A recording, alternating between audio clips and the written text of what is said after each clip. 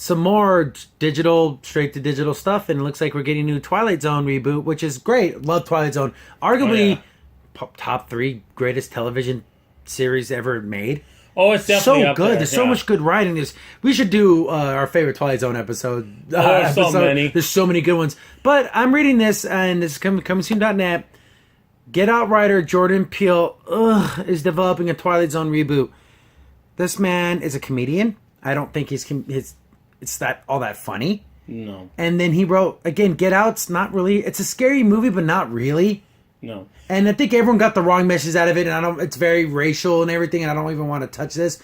But he does one thing, and now he gets handed Twilight Zone? But because he got the keys to the SJW Kingdom, that's why. So now he gets to do this. You're not Rod Sterling. No. No, Peele, you're nowhere near the... If you were going to get a comedic writer to do this, I'd rather get a Dennis Miller. Someone who has a little bit more intelligence, a little bit more...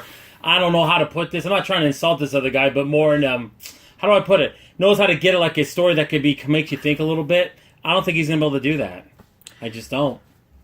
It's just, again, in the past, Bryan Singer was attached to maybe doing a reboot thing. But yeah, as a director who's done things, it just seems like, I don't know. Peele, you're probably a really nice guy, and there's nothing, necessarily quote unquote wrong with you. I just don't think you should be handed such a humongous icon after literally doing one thing that was just okay just because it was so racial. It just is. And it also gets me, what direction is the show going to go? Exactly. I'm sorry. The thing is, this reminds me of Star Trek Discovery all over again. You're going to get a marquee franchise, and it's going to get muddled up by someone who doesn't know what they're doing. Well, the thing about at least the Twilight Zone, it's just a bunch of different stories, little stories. But that's even harder to do. Yeah, see, there's no cohesive storyline. No. I'm just hoping they get a bunch of other directors and writers to do things, because while ago, M. Night Shyamalan got the keys to redo Tales of the Crypt. I think he could do that, but though. Shyamalan has made multiple scary movies, and his thing is in the world of mystery and science fiction and horror. He just did literally one thing that wasn't, personally, I didn't think it was all that great. And you can tell me you can't get, big names to do this. Is Twilight Zone. It has a name. It has that marquee. You couldn't get Eli Roth, Yeah. Sam Raimi. You couldn't get... That's it. Just more if you're talking about comedy. Yeah, or even Del Toro. Yeah. It just seems like there's so many better horror writers and directors and producer type people, and he gets to do the whole entire thing. Yeah, even for at least for makeup, you can get Tom Finini. He does all the zombie stuff. We used to work with George Romero. You could even got him. He kind of probably did a bit of, at least that's in his wheelhouse. That kind of mysterious, dark kind of type of stuff that Twilight Zone can show. But and again, I brought this up in the beginning. It's going to be on CBS All Access, and that's Star Trek Discovery, The Good Fight, Strange Angel, $1 and No Activity. I literally have no idea what any of those things are besides Discovery. You didn't tell me those are just words. Yeah. Random words, I don't know what they are. I just read off random words. I have no idea. Yeah. If you told me what those shows are about, I couldn't tell you. I'm kind of worried because the way the director is, and from that movie, from what I could tell the way you're talking about, I have never seen it. The way you're talking about it, this being on CBS Access, what direction is it going to go? Is it going to make it so dark and so graphic? That's not what Twilight Zone's ever about. Every episode can't be racial. Yeah, There were some really good racial episodes, things about racism and the original Twilight Zone. Well, I think the one from the '80s, which is not bad either. One that comes to mind to me is the one where the guy was a big time racist, and then he got sent. And he was a Jewish guy. Well, that was the Twilight Zone movie, yeah. Yeah, but there was an episode in that was that too, and then the other guy who was one of the guards at Auschwitz, and he went back and he had to relive the trial, and he got judged by all the dead people that he killed.